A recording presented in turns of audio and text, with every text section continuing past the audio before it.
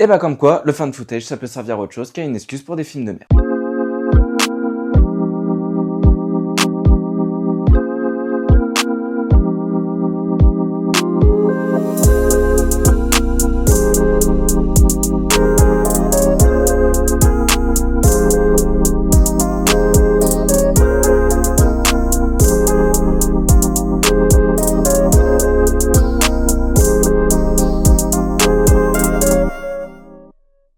Bonjour à tous et bienvenue sur Qu'est-ce qu'on se regarde, l'émission où je vous parle d'un film toutes les semaines. On revient sur un truc normal, je vais arrêter de vous parler d'Orelsan. On revient sur les émissions habituelles où je vous parle d'un film, je vous présente un film chaque semaine dans le but que vous alliez le voir après. Je vous dis aussi ce que j'en pense rapidement et tout ça. Et aujourd'hui, on va parler d'un film qui s'appelle Chronicle. C'est quoi qui fait ce bruit? Qu'est-ce que c'est? Vite, venez, on descend. Steve, tu vas où? Attends! Matt, regarde ce truc! Oh putain! Alors Chronicle, c'est un film réalisé par Josh Trank que vous devez sûrement connaître pour un autre film qui est Fantastic Four. Le film de 2016 ou 2017, je sais plus l'année, avec Michael B. Jordan et Miles Teller, dont j'ai plus aucun souvenir. Donc je vais pas vous dire si c'est bien ou pas bien, mais si je me rappelle bien, c'est vraiment pas bien, pour le coup. Non, et puis en vrai, ce réalisateur n'a pas une bonne filmographie. En vrai, j'ai regardé, la plupart de ses films sont tout le temps en dessous de la moyenne. En fait, Chronicle est le seul film bien de sa carrière, on va dire. On va y retrouver Dane DeHaan qui joue Andrew, le protagoniste principal, on va dire, qui, vous l'avez sûrement vu dans le film Amazing Spider-Man, il joue Harry Osborn. On a aussi Alex Russell qui joue Matt, son cousin, et Michael B. Jordan qui va jouer Steve, le mec populaire qui va un peu les suivre par rapport aux événements et qui veut devenir président de son lycée. Voilà. Et pour le coup, Michael B. Jordan, je pense que j'ai pas besoin de vous le présenter, hein. Allez, on va dire juste l'année dernière, il a fait Sinners, il a fait les Creed, il a fait l'un des meilleurs antagonistes de Marvel, hein, parce que Killmonger c'était un putain d'antagoniste, même si Black Panther n'est pas un excellent film. Pour l'avoir revu, je trouve qu'il y a énormément de problèmes. Mais ça, c'est un autre sujet. Voilà. Bon, rapidement, l'histoire de Chronicle, c'est Andrew qui est un loser, on va dire. C'est un peu le cliché du mec qui ne réussit pas socialement parlant. Il est pas sociable, il a quand même d'assez gros problèmes. Il a sa mère qui est extrêmement malade, son père qui est un énorme alcoolique et qui, en fait, utilise tout l'argent qui devrait aller dans la santé de sa femme en alcool. Voilà. Matt, son cousin, essaye de l'emmener à se sociabiliser avec les gens, à faire des soirées, etc., etc. Et Andrew va faire l'acquisition d'une caméra. C'est cette caméra qui va en fait filmer toute l'histoire, car la caméra existe dans l'histoire. Il va faire l'acquisition d'une caméra où il va filmer à peu près tout dans une sorte de projet. On sait pas vraiment, lui-même ne sait pas vraiment où va mener ce qu'il va filmer. Et au cours d'une soirée auquel Matt l'a envoyé, il va croiser Steve et Steve va l'envoyer, va lui dire viens filmer avec nous, on a trouvé un truc trop bizarre dans la forêt. Et en fait ils vont rentrer dans une sorte de grotte, il va se passer des événements un peu surnaturels, va y avoir une sorte de grosse coupure dans le film, on va dire 3 semaines si je me rappelle bien, et ils vont faire l'acquisition de super pouvoirs. De super pouvoirs télékinésistes en fait, le pouvoir de déplacer des objets par la pensée, etc., etc. Et à partir de là, donc, on va les suivre dans l'appréhension de leur pouvoir, mais aussi le danger que ça peut représenter et la transformation psychique que peut provoquer ces pouvoirs chez eux. Alors, qu'est-ce que j'ai pensé de ce film ? J'ai vraiment bien apprécié ce film. L'histoire en vrai de ce film est assez simple, mais en même temps assez novatrice dans son idée de... Déjà, ça s'inscrit pas dans un Marvel ou DC. Donc, on a cette volonté de pouvoir expérimenter autre chose que des événements canons qu'on connaît déjà tous. Et cette idée aussi de mettre des jeunes avec cette découverte de pouvoir permet de mettre du temps avant de les responsabiliser et de donner un côté réaliste en fait à... si t'as des pouvoirs, tu vas pas directement devenir mature et...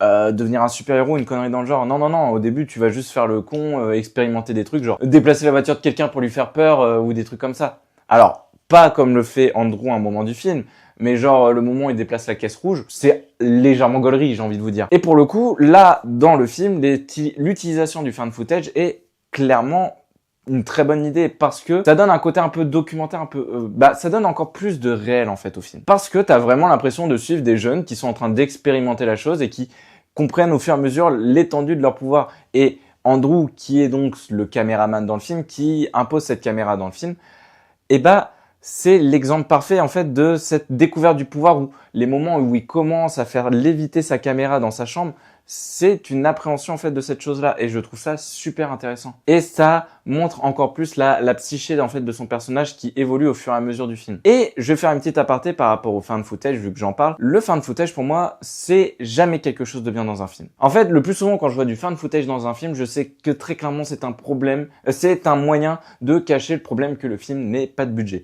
Alors pour le coup, je ne sais pas le budget de ce film, mais c'est souvent une excuse pour montrer que pour enlever le fait que le film n'a pas de budget. Je vais rapidement parler de Projet Blair Witch par exemple, je trouve que le film est très nul et que en fait l'idée du found footage ne devrait pas excuser tout le reste. Par exemple, Projet Blair Witch, je trouve qu'il y a un scénario assez minable, que l'utilisation du found footage est très mal utilisée car il y a des moments où il y a aucune raison qu'il lance sa caméra, genre le moment où ils doivent quitter la tente. À aucun moment, je pense à d'abord allumer ma caméra, prendre le temps de l'allumer, parce que ça met du temps à s'allumer une caméra, surtout à ce moment-là. Prendre le temps que ça s'allume, appuyer sur record et tout ça avant de sortir de la... Moi, je me fais attaquer, je me casse direct, j'en ai rien à foutre de mon matos, je suis pas con. Hein. Voilà. Projet Blair Witch, pour moi, c'est une très mauvaise utilisation du found footage, même si c'est lui qui l'a popularisé, parce que en fait, tout rend illogique l'utilisation du found footage. Parce que le found footage, c'est donner l'impression que la caméra est présente dans l'histoire et que donc elle a son utilité au moment voulu. C'est-à-dire que si une caméra filme tel événement, c'est que il y avait besoin de filmer tel événement et il y a certains moments de dialogue, par exemple dans le Projet Blair Witch, où il n'y a pas de raison d'utiliser la caméra. Et là, dans Chronicle, chaque utilisation de la caméra est compréhensible en fait, parce que vu qu'ils apprennent leur pouvoir, t'as toujours ce truc de faut filmer un peu tout parce que tu sais jamais à quoi ça va en venir. Et puis en même temps, ça esquive beaucoup de moments où des fois, par exemple le moment où ils se font recevoir leur pouvoir et le moment où on les rattrape juste après, il y a 3 semaines si je me rappelle bien. Parce qu'il passe un appel avec sa meuf où il dit ça fait 3 semaines que tu fais passer que du temps avec tes potes là. Tu comprends que voilà, il y a pas besoin forcément de le voir et il y avait peut-être pas besoin de le filmer non plus. Et c'est ça qui est assez intelligent dans le film, c'est que la caméra, elle est volontaire. Mais en même temps, là, c'est par rapport à la fin, je trouve que le found footage s'oublie un peu trop sur la fin et qu'on a beaucoup trop de points de vue, même si, vas-y, ça filme avec des téléphones ou autre, je trouve qu'on a beaucoup trop de points de vue par rapport à l'idée même du film. Et au niveau de la réal, l'idée de rajouter aussi la copine là de Matt, qui elle filme son vlog, qui était en plus quelque chose de très à la mode, on va dire, à l'époque, ça permet aussi de faire des chants contre chants, etc. Et donc, l'idée du found footage n'empêche pas l'idée de créer d'autres plans, de créer des séquences de chants contre chants et pas juste je filme comme une merde et je suis pas capable de bien cadrer un plan. POV, encore Projet Blair Witch. Non, en vrai, au niveau de la réal, le film gère très bien son idée de found footage et l'améliore pour montrer que, en fait, le found footage n'est pas là pour cacher un manque de budget, mais juste là pour donner un côté réel au film, un côté où, voilà, ces gamins, ils se disent vraiment, quoi. En termes d'acting, je trouve que ça se vaut très bien. Deng de Han, du K2A, je sais pas, joue plutôt bien. J'ai pourtant du mal avec cet acteur parce que je trouve toujours, en fait, son faciès donne une sorte de côté cringe un peu gênant, je sais pas pourquoi, dans la manière dont il joue. Après, là, c'est du perso. Mais je trouve que dans le film, c'est plutôt cool et surtout sur la fin, je trouve ça assez fort. Et sinon, le reste du cast, ça joue très bien. Je pense à Michael B. Jordan qui crève l'écran dès qu'il apparaît. J'adore ce gars. Non, pour l'instant, franchement, en termes d'acting, ça se vaut très bien. Pareil pour le père d'Andrew. En vrai, non, ça joue bien. En vrai, il y a un seul mauvais point que j'irais donner de ce film, c'est que le film a mal vieilli sur ses VFX. Les VFX ont vraiment pris cher.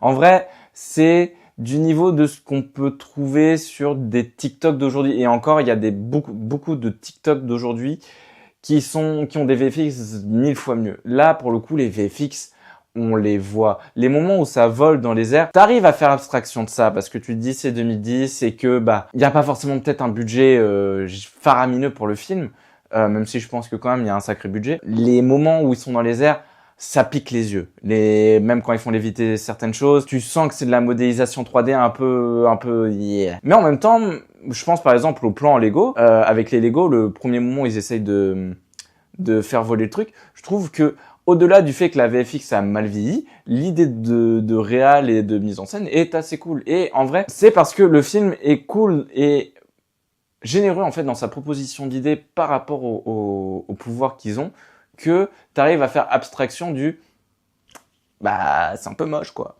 Je dis pas que l'image est moche, je dis juste que les VFX des fois sont vraiment limite et que c'est dur à voir. Mais la fin par contre, je pense que c'est là où tout le budget VFX est parti, c'est très stylé. Non, c'est vraiment très très cool. Même moi, vraiment, parce que quand tu suis tout le film, tu te dis... Parce que j'avais lu le synopsis, j'essaye de pas lire les synopsis, mais j'avais lu le synopsis du film sur la jaquette, et j'étais en mode, attends, ouais, mais là, ça a pas l'air de... Ah, si, ok, ça part comme ça. Oh, d'accord, pourquoi pas.